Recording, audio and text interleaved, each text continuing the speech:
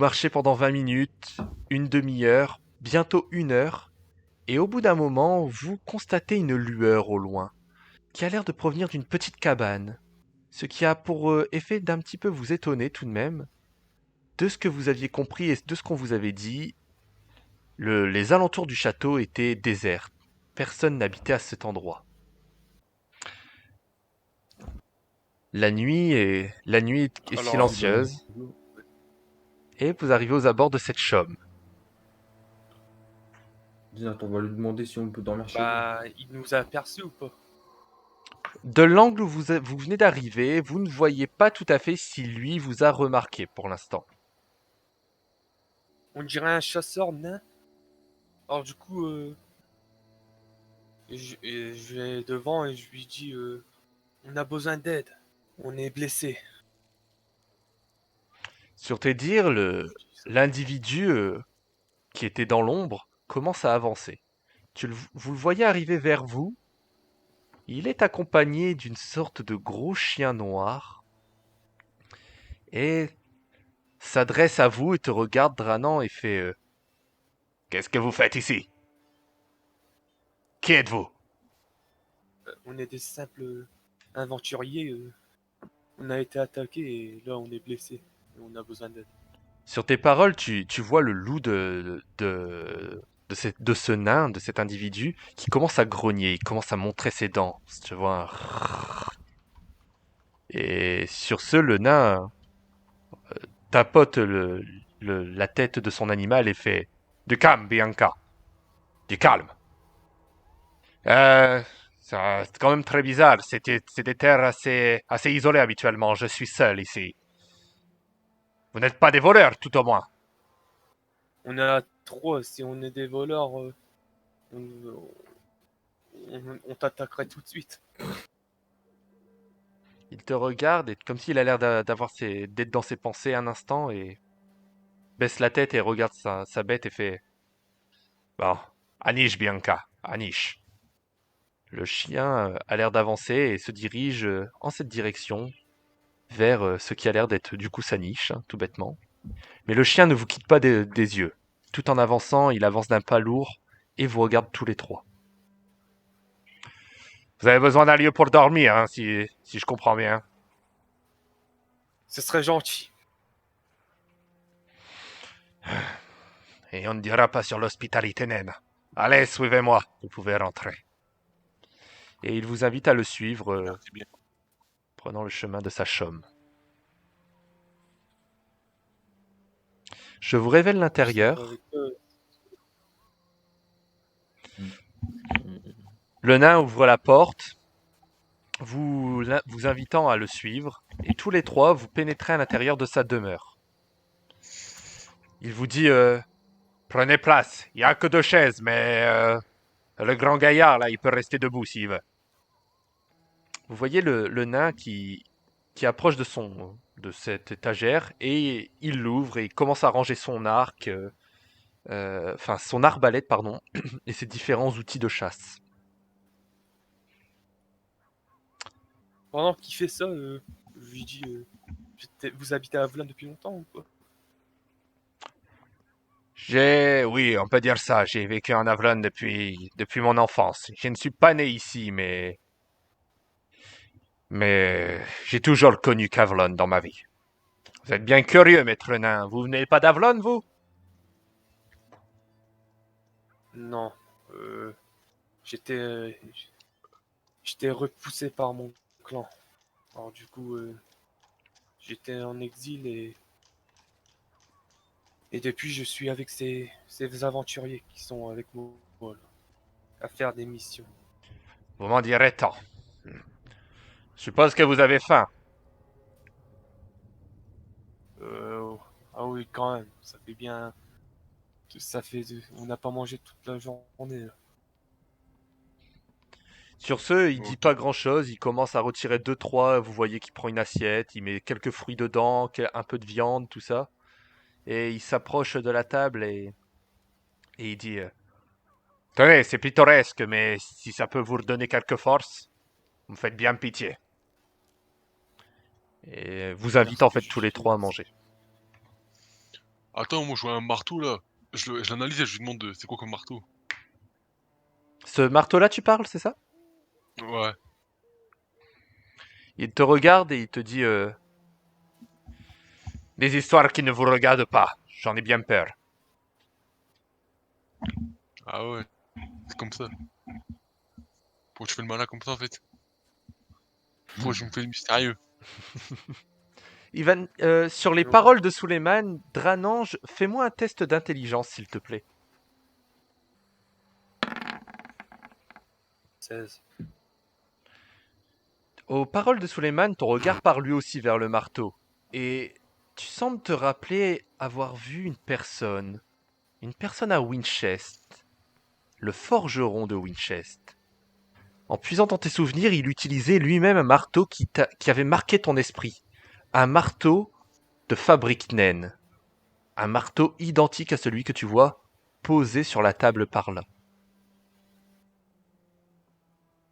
Alors, du coup, soudainement, je parle au nain, je lui dis, mais j'ai déjà vu cette marteau Ah bon? Et vous auriez vu un marteau comme ça où? à Winchester. Et j'ai rencontré un forgeron qui utilisait le marteau euh, exact comme celui-là, quoi. Je lui dis ça en fait. Pose la main sur le comptoir et dit: C'est ce foutu de Loïc que vous avez rencontré, c'est ça? Ah là là là là.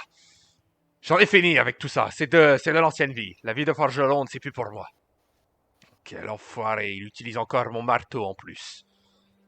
La prochaine fois que vous le Mon voyez... ami, il t'a parlé de toi, il a dit que du bien. Ah ben ça, il a toujours su parler... bien parler, cet enfoiré. Hein. Ah, quel importuné. C'est lui, il a volé mon marteau en plus. Ça vient d'une dispute qu'on a eue, mais... Mais bon, tout ce qu'il me reste de ma vie d'avant. Vous voulez même savoir, ces deux marteaux appartenaient à mes parents. L'un à mon père et l'autre à ma mère. Deux grands forgerons dans le pays. Deux grands forgerons. Enfin, il me reste celui de ma mère, c'est déjà ça. Le nain vous regarde et vous dit Bon, vous m'avez l'air tous fatigués. Si vous le souhaitez, vous pouvez aller vous reposer. Il y a une chambre par là. Il vous indique la porte et vous dit il y a deux lits, hein. Mais bon, vous, maître nain, au vu de votre gabarit, vous avez qu'à prendre le lit de gauche. Et votre ami l'elfe avec l'humain, vous pourrez dormir dans le lit de droite si vous voulez. Bon, on va faire ça. Bah ouais, mais le problème c'est que mec, tu parles trop en fait. Toi, t'es un petit con en fait. T'es petit en plus, t'es con. Il te regarde et il Bah, te attends, dit sur tes paroles, il te regarde et il dit c'est comme ça que vous remerciez l'hospitalité naine? C'est vraiment comme ça que vous me c'est vrai. remerciez? Je lui dis, Bon, ça va, et je rigole. je me retourne envers Suleiman, je lui dis, oh, tu vas pas quand même faire le même coup avec Artalas. Ah ouais, c'est bon, j'arrête. On va dormir. Sur l'intervention de Et Dranan, avant que je dors, oui. et avant que je dors, je lui dis, par contre, je m'appelle Dranan. Comment t'appelles-tu? Je m'appelle Arda. Avant de dormir, je vais aller lui demander si il lui reste des flèches, vu qu'il est chasseur et puis qu'il me reste plus qu'un. Il te regarde et il te dit en plus, vous n'êtes pas exigeant pour des invités, hein. Allez vous reposer, je vais regarder ce qu'il me reste, ce que je peux vous proposer. Voilà.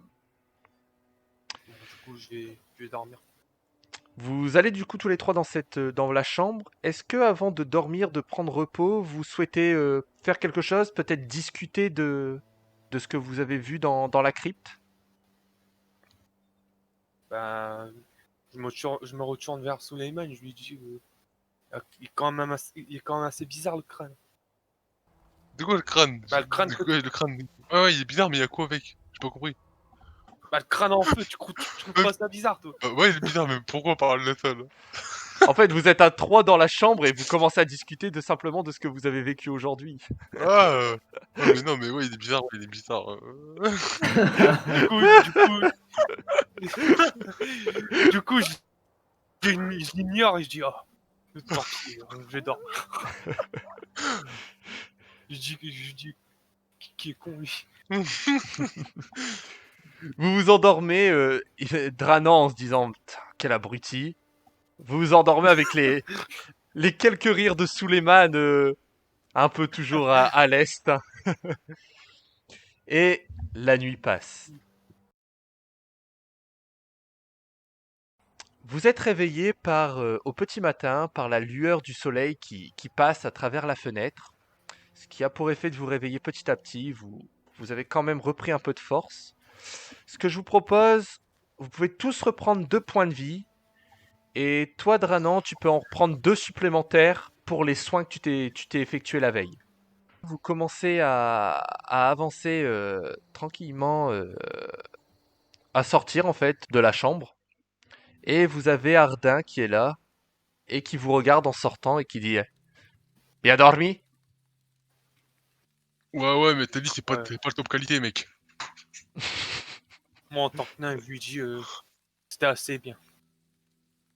Ouais, Très c'était bien. gentil, merci, mais pense à investir, quoi. Il a compris le personnage et décide de t'ignorer sur tes paroles. Ce qu'il fait simplement, c'est il se retourne et dit je vous ai préparé quelque chose. Il prend un petit sac de provisions et se retourne et vous tend le sac de nourriture en fait. Tenez, je Ah, crois merci. que vous avez encore de la route. Ok, merci, Harry. Sympa. Il te regarde aussi, Vander, et te dit Hmm. j'ai aussi quelque chose pour vous, jeune elfe. Et de même, il se retourne, attrape une panoplie de flèches, approche de toi et en fait, il te les met dans le carquois. Il fait Ok. faites-en bon usage. C'est de l'artisanat nain. Ce sont de bonne qualité. Elles sont de très très bonne qualité. Bon, ouais, merci. Je vais lui mettre un coup de boule, tu vois, mais il est trop petit pour que je lui mette un coup de boule. Que je lui serre juste la main. Il te regarde un peu de haut en bas et attrape ta main, tu sais, une poigne bien forte. Et te dit c'est comme ça qu'on fait chez nous. Et il te serre la main, tu sais. Tu crois impressionner qui, petit? Tu crois qu'il a impressionné qui, petit nain, là?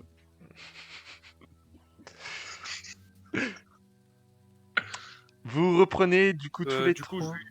Oui. avant qu'on part, je lui dis merci, je vous dois.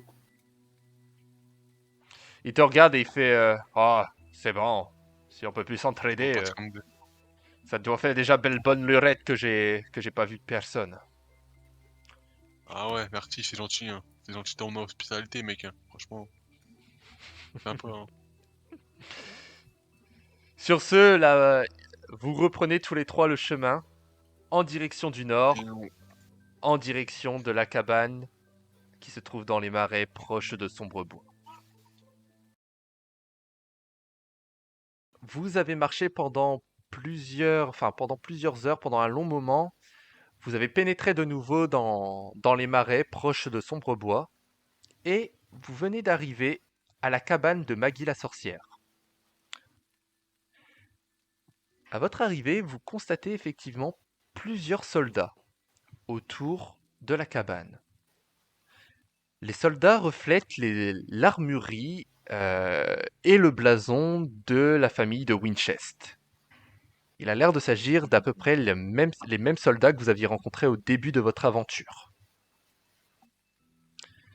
Qu'est-ce que Ok. vous décidez de faire arrivé ici? Je me retourne vers Suleiman et Vander et je leur dis il y a quand même du monde ici. Soyez quand même prudents. Il nous a trahi, c'est On, gentil. avant qu'on rentre à la mine à Rivewood, Artalas a bien dit qu'il était ici pour ses propres intérêts. Alors soyez prudents. Très bien. Pour vous donner quand même une idée d'envergure, les soldats n'ont pas une allure agressive à votre égard. Ils vous ont vu arriver, hein, ils sont assez nombreux, mais tous sont là de façon assez pacifique. L'un a son âge simplement de poser par terre et s'en sert d'appui. Les autres ont leurs armes qui sont simplement ne sont pas dégainées, elles sont à leur ceinture. et ne prêtent pas vraiment attention à votre arrivée. Ils vous regardent du coin de l'œil, mais tout aussitôt continuent de faire leur activité, discuter entre eux, etc. Bah, du coup, on rentre. Dis-moi, je vais rester dehors. Ça sert à rien. Je vais me mettre là. D'accord, tu restes dehors en avant-garde, si je comprends bien. Tu fais le guet. Ouais. Ok. Vous rentrez du coup dans la cabane. Comme je vous ai dit, les gardes ne prêtent pas attention à votre entrée. Ok, attends. Merde. Vous entrez et vous voyez face à vous Putain. Maggie la sorcière, assise sur sa chaise à son habitude, comme la première fois que vous l'aviez rencontrée. Et à côté d'elle, il y a Artalas. À peine ce dernier vous voit, il vous dit « Enfin, vous voilà de retour. On ne vous attendait plus. Ah, t'es là, toi. T'es là, toi. Tu fous quoi ici, mec? » Il te regarde et comme si toi en fait un peu tu ne l'avais pas manqué, il fait « Ah, oui, j'avais oublié. » Enfin bref, qu'avez-vous trouvé alors ? T'as Je lui trop- retourne la question et je lui dis qu'est-ce que vous avez trouvé? Eh bien, ça n'a pas été de tout repos. On a mis déjà quasiment une journée à trouver ce foutu tombeau. Et pas mal de péripéties nous attendaient à l'intérieur. On a même dû combattre un golem de feu. 3 de mes meilleurs hommes y ont laissé la vie. Oh, oh, oh. Oh, oh. Qu'est-ce qui vous fait rire, vous, Suleiman ? T'es faible, tes hommes, mec. Nous, regarde, on est tous les trois là, mec. On est tous les trois là. Tous les trois vivants, tous les trois debout, mec. Il relève même pas tes paroles et vous regarde et dit dans le tombeau, je n'ai rien vu de particulier sur le coup, mais j'ai quand même trouvé ça. Il se retourne et vous tend en fait un crâne. Le même crâne que celui que vous avez trouvé au tombeau de Faune, à la différence près que ce dernier scintille de bleu. Je lui dis très très très intéressant. Et du coup, je vais envers Suleiman, je lui dis montre-leur qu'est-ce qu'on a trouvé aussi. Ok, je sors le crâne rouge. Je lui montre le crâne rouge.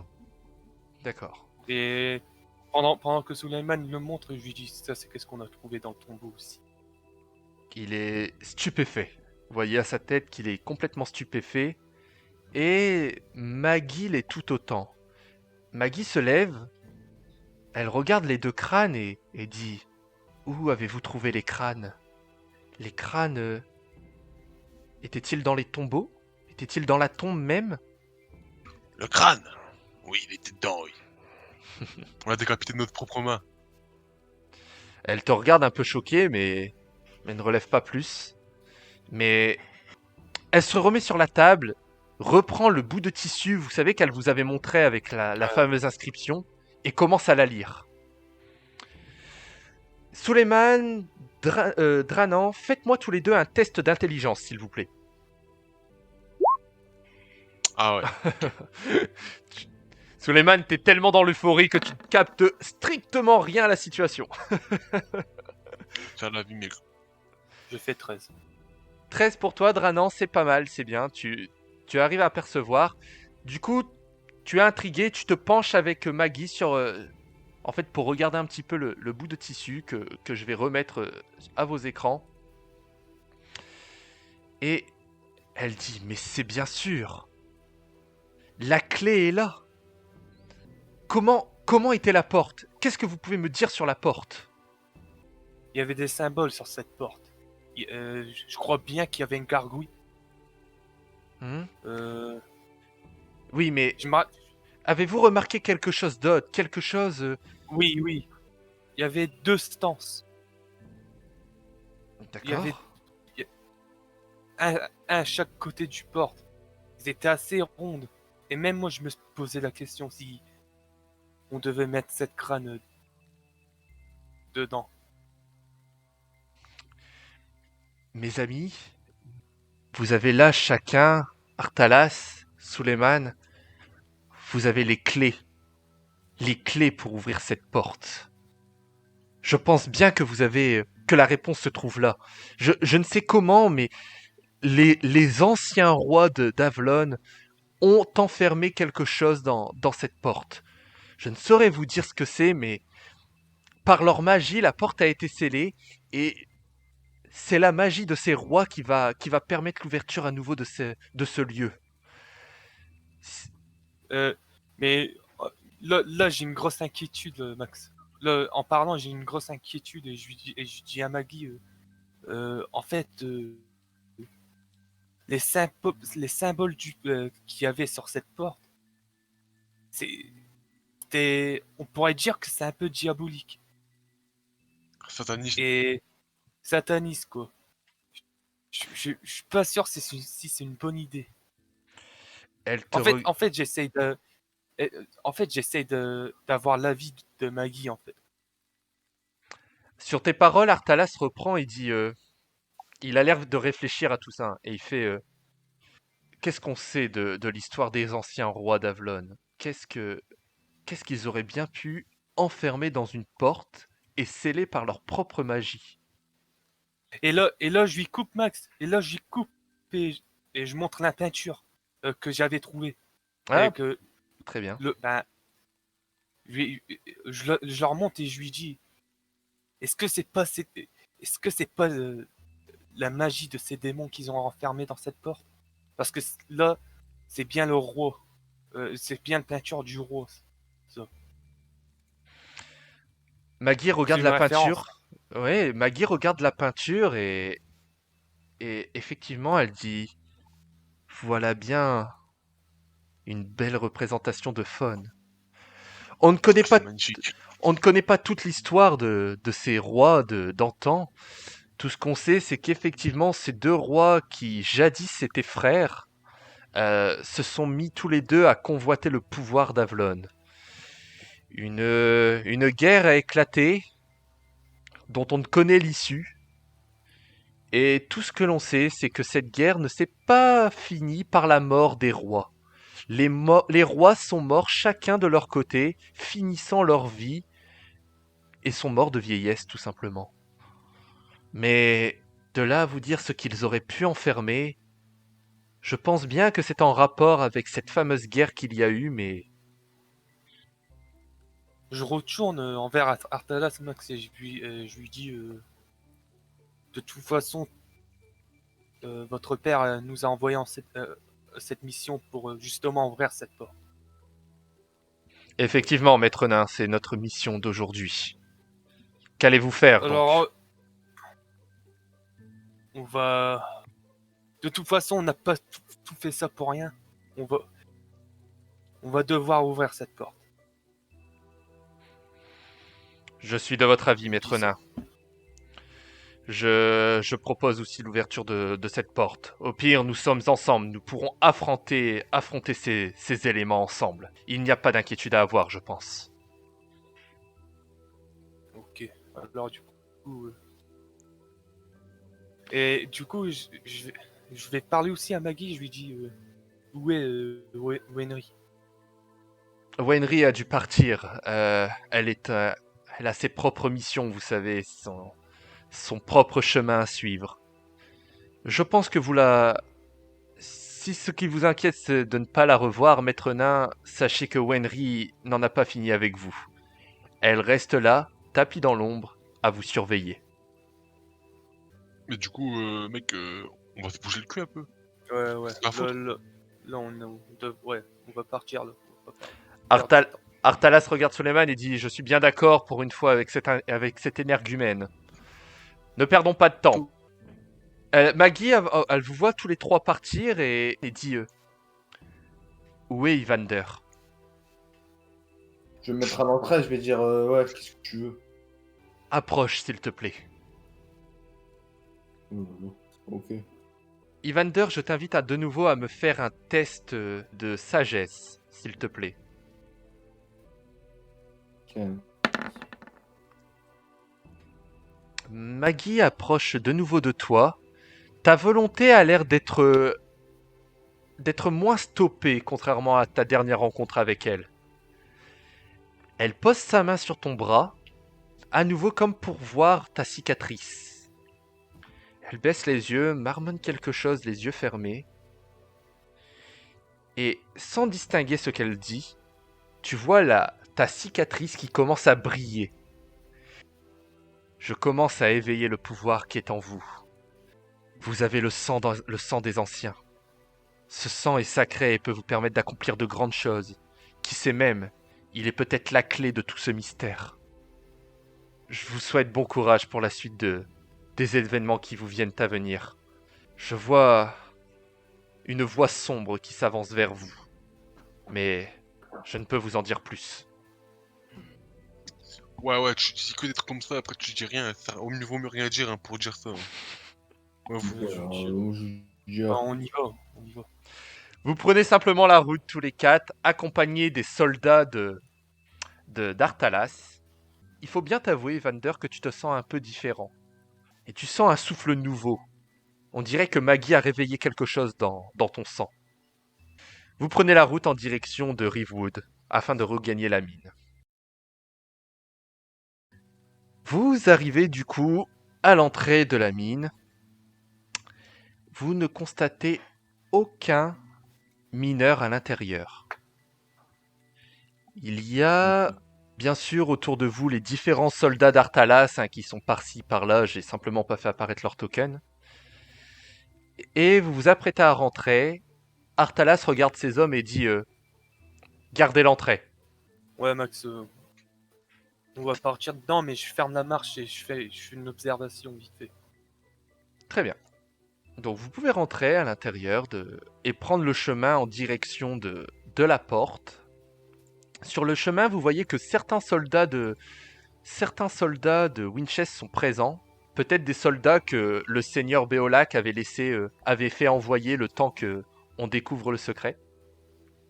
Qu'est-ce que vous faites arrivé devant la grande porte? Vous essayez le truc On avec le laisse. crâne, les gars. Ben, on laisse Artalas poser le crâne avant. Artalas est d'accord. Il vous regarde, prend le crâne et le pose sur la première stèle, celle de gauche. Une fois le crâne posé, vous voyez une lueur bleue apparaître. Le crâne rentre parfaitement dans la stèle. Vous êtes un peu ébahi par cette lumière qui apparaît. Artalas vous regarde et dit « À vous, maître Suleiman. » Je lui dis attends Suleiman et je voudrais juste observer la porte. Attends. Je suis inquiet moi. Sincèrement je suis inquiet. Mais... Ouais, allez, je vais foutre le crâne dessus, mec. Hein. Ouais bah fais-le. Mais je suis inquiet Max. Je garde quand même... je suis attentif. Très bien. Ok. Artalas vous regarde et dit il est trop tard pour faire machine arrière. Affrontons ensemble ce que nous apprêtons à ouvrir. Vas-y Milan, tu peux la mettre. Ouais, je le mets, ouais. Tu t'approches de la stèle et tu poses le crâne rouge sur la stèle de droite. Une lumière, cette fois-ci d'un rouge éclatant, apparaît. Et sur le coup, rien de plus. Il y a bien eu un léger tremblement, mais rien de plus. La porte est toujours fermée, malgré les deux crânes posés sur les stèles. C'est quoi ça?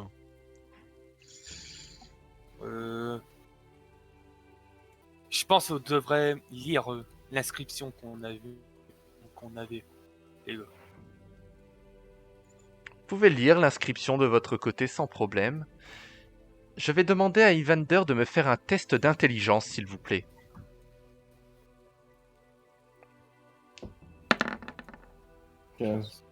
15. Evander, dans ta mémoire, les paroles de Maggie refont surface. Le sang peut être la clé de toute cette histoire.